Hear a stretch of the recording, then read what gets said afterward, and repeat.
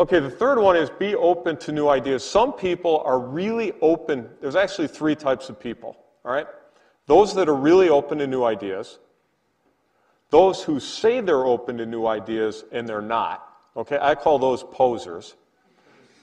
And those who are, they're just not open to new ideas and they let you know, I really don't care what you have to say, all right? One of the things you want to do getting into a business is you want to be open to new ideas. You want to ask a lot of questions. You want to get feedback. You want to be a really good listener, all right? One of the lessons of my dad is he was the greatest listener. Ben Franklin once said that you can judge the intelligence of a person not by what they say, but by the questions they ask. And this guy was a genius at asking questions, all right? I always thought, and you can't take this product idea from me, okay? Deal? Okay, this is my product. The product I was going to develop is a product just like this, all right? And you can walk into a room and you can put it on a table. And my name for it is the wordometer. Okay, and you would put in the participants who are in the room, you know, and there's 6 of us in the room, and this thing would keep track of how many words each one of the 6 people say. And then at the end, it would spit out. It would go, Richie, 478 words, 36%, right? And each one of the participants. But if you're in a business, make sure you're the one who's asking the great questions and being the best listener. And I want to give you a couple examples of what new ideas can do for you. One of the things I like to do is go out to the field and talk to our customers. What don't you like about Trek? That's my favorite question. And then I like to ask people, what problem are you having in your business today? And 10 years ago, one of the problems that customers were having is their information system was terrible. And most bike retailers, if you've been to one, they're small businesses. Microsoft really doesn't care about a guy who's doing $1 million in business. That's not their sweet spot. So I sit there and I think about it. I'm like, wow, that's interesting, right? We got 1,500 Trek dealers in the United States. What if Trek bought a computer system? Well, we're a bike company, right? But if we bought a computer system, we would own the operating system of our customers. And if we own the operating system, we could make doing business with Trek a whole lot easier. That's interesting. So we did that. We went out and bought a software system. Everybody thought we were nuts.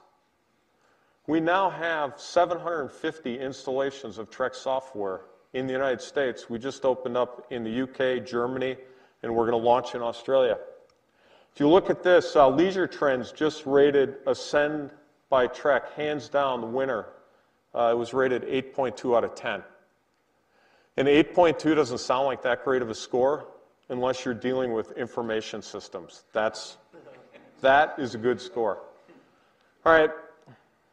This is interesting. So Mike Hippis is this guy at Trek. He is one of the all-time great people, and he runs the Canadian business at Trek. So this is about maybe 6 years ago. Mike's talking to me, and he says, John, he goes, have you ever thought about buying a house for Trek? And I go, why would I do that, Mike? He goes, I got Canadian customers coming into town this week. I got 10. I go, that's cool. And he goes, in 2 weeks, I've got 10 more. He goes, we could save a lot of money if we had a house. That's an interesting idea. So I run in the winter, I run in the mornings, and I have a little route. And the route takes me by this mansion in Madison. It's called Mansion Hill. It's this beautiful old house in Madison, but it's a disaster, but it's for sale. So Mike's version of a house and my version of a house was slightly different. So Trek went and bought this house because we have so many customers coming to visit us, and we have so many people from Trek from international operations coming to see us. One of the absolute best moves we've ever made.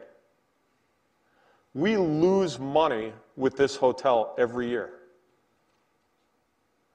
We make a ton of money with customers who stay at the inn, who get the best experience in the world, and it adds to what their view of Trek is, and it enhances the relationship. I can't tell you how many big business deals have been cracked at the Mansion Hill Inn.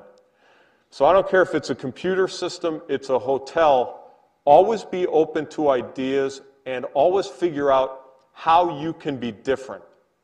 Back to the Apple story, the beauty of Apple is they always tried to figure out how to be different.